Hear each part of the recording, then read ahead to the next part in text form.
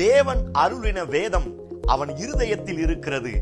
அவனுடைய நடைகளில் ஒன்றும் பிசகுவதில்லை என்று ஆண்டவர் வாக்குத்தத்தம் பண்ணுகிறார். இன்றைக்கும் என்னுடைய நடைகளை பிசகச் செய்யும்படியாய், வழிவிலகச் செய்யும்படியாய், என் கால்களுக்கு விரோதமாய் அநேக குழிகளையும் வளைகளையும் அநேக கண்ணிகளையும் வைத்துவிட்டு எப்பொழுது நான் விழ வேண்டும் என்று ஒரு கூட்ட மனுஷிக வல்லமைகளும் சில சத்துருக்களும் என்னுடைய வாழ்க்கைக்கு விரோதமாய் போராடி கொண்டிருக்கிறது.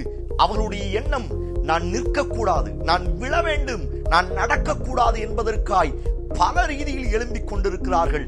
ஆனாலும் அவருடைய வேதம் என் இருதயத்தில் இருக்கிறபடியினால் என்னுடைய நடைகள் பிசகுவதில்லை.